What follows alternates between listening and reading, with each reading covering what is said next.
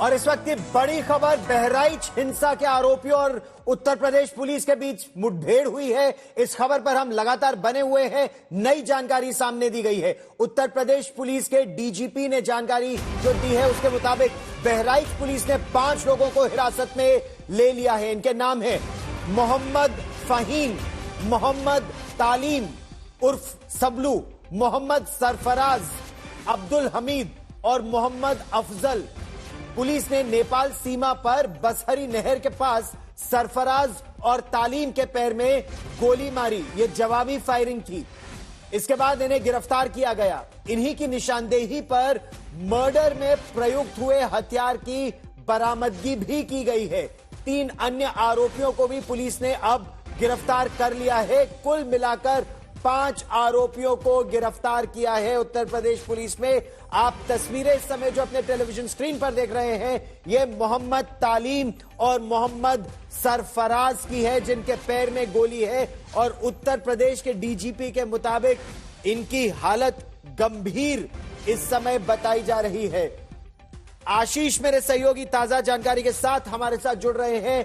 आशीष, police के मुताबिक murder weapon को लाने के लिए आरोपियों को ले जाया जा रहा था। इसके बारे में बताइए, आखिर ये एनकाउंटर हुआ कैसे, क्या पुलिस बता रही है आपको? देखिए गौरव, मैं आपको बताऊं कि मैं उस जगह पर मौजूद हूं जहां पर ये एनकाउंटर किया गया है साफ तौर से।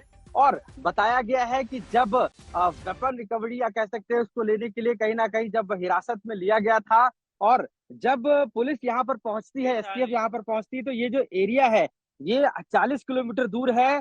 ये बहराइच के उस जगह पर जहां पर हिंसा हुई थी और वहां से, और यहाँ की अगर मैं तकरीबन बताऊं तो पुलिस ने कहा है कि नेपाल भागने की कोशिश कर रहे थे, तो यहाँ से महज केवल 15 किलोमीटर की दूरी पर नेपाल का बॉर्डर भी है। तो ये माना जा रहा है कि साफ तौर से कि वो कोशिश में थे कि ये एक ऊंचाई का अलग से एरिया बना हुआ है, वहां पर एनकाउंटर किया गया है।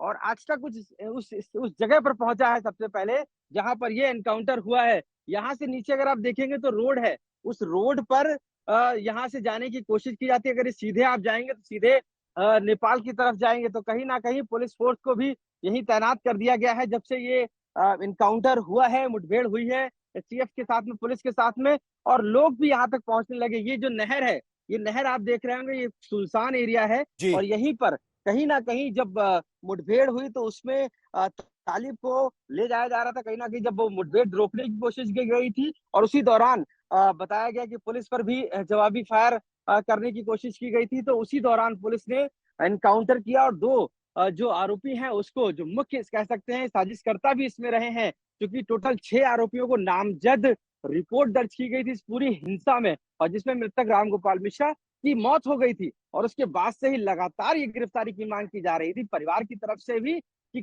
कहीं ना कहीं एनकाउंटर होना चाहिए। इस तरीके से सीएम योगी आदित्यनाथ से भी जब मिलने गए थे तब भी यही बात कही गई थी। और ये वो एरिया तकरीबन यहाँ से आप मान के चलिए कि 40 किलोमीटर दूर बहराइच से, और महाराजगंज का जो एरिया है जहां पर ये रहते थे आरोपी, वहां से भी तकरीबन 40 किलोमीटर की दूरी है। और यहाँ से महज 15 किलोमीटर की दूरी पर नेपाल है।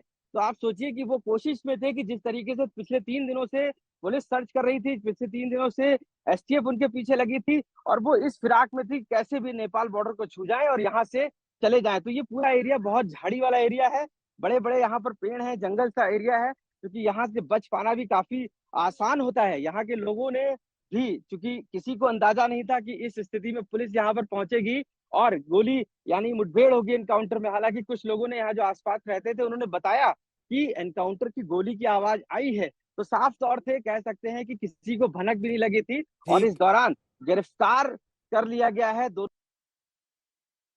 जी। देखिए, अभी जो लेटेस्ट जानकारी अभी उत्तर प्रदेश पुलिस की तरफ से आई है, मैं आज तक के दर्शकों को वो सबसे पहले बता दूं। 13/10/2024 को महाराजगंज के एक युवक की गोली मारकर हत्या करने के केस में आज बहराइच पुलिस ने 5 लोगों को गिरफ्तार किया है। इनके नाम है मोहम्मद फहीम नामजद, मोहम्मद तालीम उर्फ बबलू, मोहम्मद सरफराज नामजद, अब्दुल हमीद नामजद, मोहम्मद अफजल। पहले 2 की निशानदेही पर, यह पुलिस अपने औपचारिक बयान में कह रही है, पहले 2 की निशानदेही पर मर्डर में प्रयुक्त हुए हथियार की बरामदगी के लिए जब पुलिस की टीम इन्हें लेकर गई तो इनके द्वारा वहां रखे हथियारों से पुलिस पर फायरिंग की गई। जवाबी फायरिंग में दोनों को गोली लगी है, गंभीर रूप से घायल है।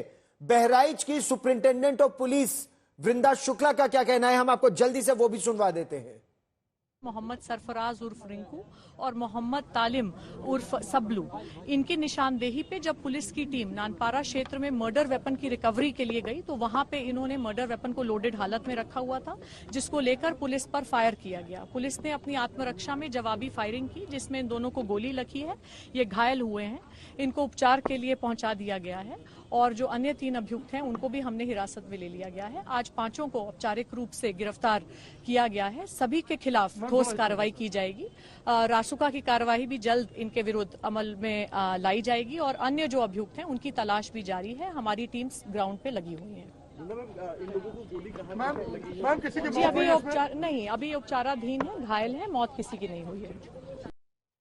तो उत्तर प्रदेश पुलिस बिल्कुल हल्के में नहीं ले रही है इस मामले को। रासुका लगाने की बात, यानी राष्ट्रीय सुरक्षा कानून के तहत इनके खिलाफ कार्रवाई की जाएगी। और आशीष, पुलिस इनको ले जा रही थी निशानदेही पर इनके हथियार की बरामदगी के लिए, और वहां इनका लोडेड हथियार यानी गोलियों से लदा भरा हथियार वहीं था, उसी हथियार से पुलिस पर गोली चलाई, ये आरोप लगा रही है पुलिस। जिसके बाद इनमें से 2 को गोली मारी गई और 5 को हिरासत में लिया गया। ये जो इलाका है, इस इलाके के बारे में हमको वो इलाका दिखाकर बताइए, कहां छिपे थे वो बाकी के लोग और कहां रखा था उनका हथियार।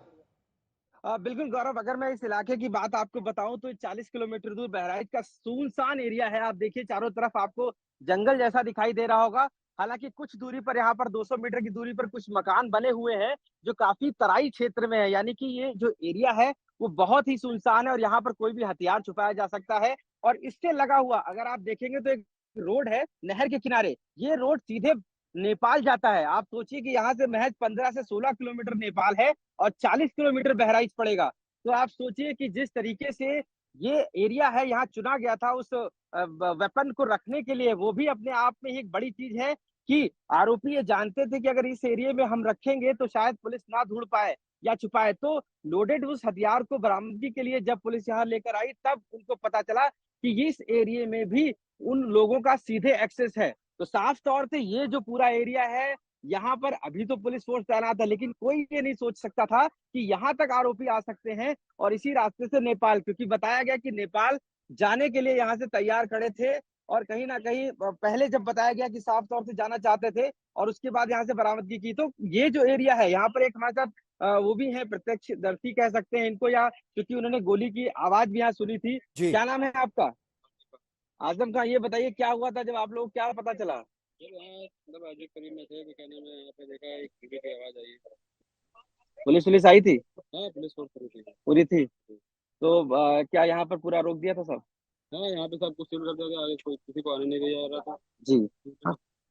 देखिए गौरव, यहाँ के लोगों ने जब एनकाउंटर हुआ तब गोली की आवाज सुनी और उनको भी ये नहीं अंदाजा था कि यहाँ पर वो 2 आरोपी जिनके ऊपर बहराइच हिंसा का आरोप है, यानी पूरा बहराइच जब दहल रहा था उनके ऊपर जो आरोप है उनको पुलिस यहाँ लेकर आई और एनकाउंटर यानी मुठभेड़ हुआ। और ये भी बताया गया कि उन्होंने मुठभेड़ के दौरान पुलिस पर भी फायर करने की कोशिश की और जिसके दौरान उल्टा फायर करते हुए एसटीएफ और पुलिस ने गिरफ्तार कर लिया है। तो ये पूरे 5 यानी कि 6 लोग नामजद थे, जिसमें 5 आरोपियों को पूरी तरीके से पुलिस ने गिरफ्तार कर लिया है। जो इस बहराइच में जो हुई हिंसा है यहाँ पर, यानी कि ये जो एरिया है महाराजगंज का, वहाँ के रहने वाले लोग हैं और कहीं ना कहीं महाराजगंज एरिया के ही ये आरोपी थे, उन्हीं को ये गिरफ्तार किया गया है। क्योंकि जो नाम थे वो सारे वो एरिया थे और ये पूरा जो एरिया आप देखेंगे पूरा थोड़ा सा जंगल जैसा एरिया है। इसके पास में नहर है, इसके आसपास दूर दूर तक गांव नहीं है, यानी कि वो जानते थे कि यहाँ से बच पाना भी आसान होगा और यहाँ से कोई चीज छुपा पाना भी बहुत आसान होगा। ग्राउंड पर आज तक पहुंचकर हम आपको साफ तौर से वो तस्वीरें दिखाने की कोशिश कर रहे हैं कि आखिर उनके मंसूबे किस तरीके से थे और किस तरीके से वो भागने की फिराक में थे और कैसे वो पुलिस को इतने दिनों से चकमा दे रहे थे, कैसे वो बचना चाह रहे थे। क्योंकि पूरी हिंसा, पूरे देश में बहराइच हिंसा की चर्चा हो रही थी और आरोपियों को भी पता था कि आज नहीं तो कल वो गिरफ्तार किए जाएंगे। इसी वजह से माना जा रहा था कि वो ये देश ही छोड़ देंगे। इसी से तो बचना चाहते थे, इसी से तो बचना चाहते थे, वो जानते थे। क्योंकि आरोप तो ये है कि बहुत ही सुनियोजित रणनीति के तहत उस हिंसा को अंजाम दिया गया था। हथियार रखे थे, बोतलें भरी हुई रखी थी, वहां पर पत्थर रखे हुए थे। उसके बाद आप जैसा बता रहे थे कि हर साल मां दुर्गा की मूर्ति विसर्जन के लिए उसी मार्ग से ले जाई जाती थी, बस इस साल वहां हिंसा भी हुई, पहली बात। दूसरी बात, उसके बाद उस हथियार को छिपाना, और परिवार का एक सदस्य नेपाल में था, इस तरह की भी खबर आ रही है कि परिवार के उस सदस्य के पास जाकर सब रहना चाहते थे आशीष। तो यह दिखाता है कि एक प्रॉपर सोची समझी रणनीति के तहत भागने का भी प्लान उनका था। बिल्कुल गौरव, देखिए महाराजगंज का जो एरिया है वहां पर ये सभी रहते थे, और वो महाराजगंज का एरिया जो रेहुसा मंसूर गांव है जहां पर मृतक रामगोपाल मिश्रा रहता था, वहां की दूरी तो महज 1 से 1.5 किलोमीटर ही होगी। लेकिन ये जो एरिया जहां पर मुठभेड़ हुई है वहां से नेपाल की महज दूरी 15 किलोमीटर है और बहराइच की 40 किलोमीटर। तो आप सोचिए कि उनके मंसूबे एकदम साफ थे, क्योंकि पूरे देश में जिस तरीके से बहराइच हिंसा को लेकर लोगों में चर्चा थी, जिस तरीके से फैला था, कहीं ना कहीं आरोपी भी ये जानते थे कि उनको गिरफ्तार आज नहीं तो कल किया जाएगा। और यही वजह से पूरी प्लानिंग के साथ, क्योंकि जिस दिन मूर्ति विसर्जन का कार्यक्रम था, जिस दिन मूर्ति विसर्जन किया जा रहा था, उस दौरान ही वो जब ये हिंसा होती है, जब वो गोली चलाते हैं और जिस बर्बरता पूर्वक मौत होती है इस युवक की, तो कहीं ना कहीं ये सब जानते थे कि ये एक बड़ा मामला है, बड़ी हिंसा है। उसमें एसटीएफ से लेकर इंटेलिजेंस, क्राइम ब्रांच और खुद एडीजी जो चीफ हैं एसटीएफ के, वो मौजूद हैं अगर, तो कहीं ना कहीं इसमें बड़ा एक्शन होगा। सीएम योगी आदित्यनाथ ने भी साफ कह दिया था, और परिवार की मांग की जा रही थी कि इसमें एनकाउंटर हो। और यही वजह है, बार बार गांव के लोग भी सारे ये चाहते थे कि जिन जैसे ही हत्या हुई है कहीं ना कहीं सजा मिले। तो पुलिस ने कानूनन वो काम किया है और उनको गिरफ्तार किया है, और उस दिशा में अगर शायद पुलिस लेट करती तो वो यहाँ से अच्छा सीमा आशीष, पार ये करते हुए बताइए, नेपाल पहुंच जाते। पुलिस ने क्या कहा? हमने वृंदा शुक्ला को भी सुना, डीजीपी ने क्या कहा वो भी हमने आज तक के दर्शकों को बताया। लेकिन जो आरोपी सरफराज की बहन है, उसका यह आरोप है कि कल से ही बिठा रखा था पुलिस ने पूरे परिवार के सदस्यों को।